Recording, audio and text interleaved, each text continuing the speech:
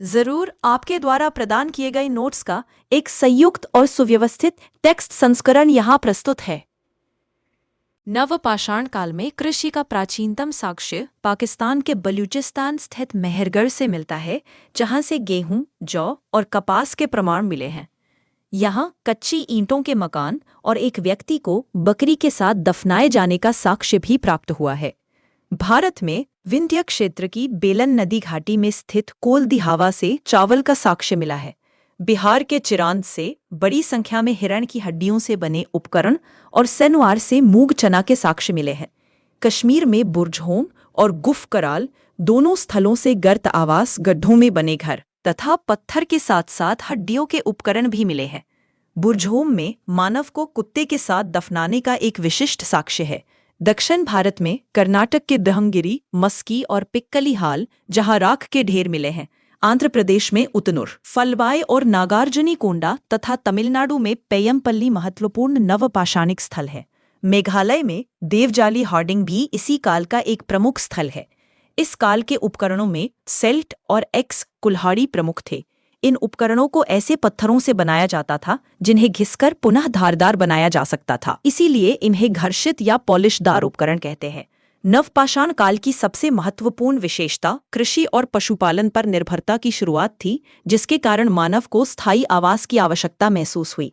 एक स्थान पर रहने के लिए ऐसे उपकरणों की जरूरत थी जिनका उपयोग बार बार किया जा सके, जिसे घर्षित उपकरणों ने पूरा किया। भोजन को रखने और पकाने के लिए बर्तनों की आवश्यकता हुई और इस काल में हाथ से तथा चाक पर बने मिट्टी के बर्तनों के साक्ष्य मिलने लगते हैं। आखिर शिकार और खाद्य संग्रह का महत्व इस युग में भी बना रहा, लेकिन अब मानव केवल उपभोक्ता नहीं बल्कि उत्पादक भी बन गया था। इस काल में कपड़ों और पहियों के भी साक्ष्य मिलते हैं। समकालीन साक्ष्यों से चित्रकला में रुचि, पारिवारिक सामुदायिक जीवन और अंतिम संस्कार जैसी प्रथाओं की जानकारी मिलती है। अंतिम संस्कार के तरीके और राख के ढेर जैसे साक्ष्य किसी न किसी रूप में धार्मिक विश्वासों के प्रचलन की ओर संकेत करते हैं।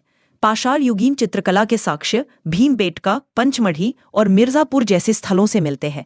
चित्रों के साक्ष्य उच्च पुरापाषाण काल से ही मिलने लगते हैं, लेकिन मध्यपाषाण और नवपाषाण काल में ये अधिक संख्या में पाए गए हैं। ये चित्र गुफाओं की दीवारों पर रेखा चित्र के रूप में बनाए गए हैं, जिनमें लाल, काले और हरे जैसे प्राकृतिक रंगों का उपयोग किया गया है।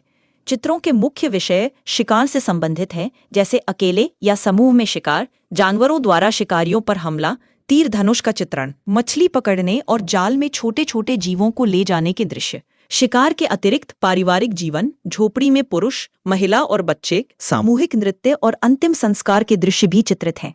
इन चित्रों के निर्माण का उद्देश्य मनोरंजन, अगली पीढ़ी को प्रशिक्षण देना या धार्मिक संस्कार हो सकता है।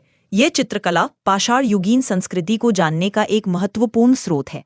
पुरातत्व विज्ञान में परंपरा है कि किसी सभ्यता का नामकरण उस स्थल के नाम पर किया जाता है जहां से उसकी जानकारी सबसे पहले मिलती है। इसी आधार पर 1921 में पुरातत्व विभाग के निदेशक जॉन मार्शल के निर्देशन में दयाराम साहनी द्वारा हड़प्पा नामक स्थल पर उत्खनन आरंभ होने के कारण इसे हड़प्पा सभ्यता कहा गया। इसे सिंधु नदी घाटी सभ्यता या सैंधव सभ्यता भी कहते हैं।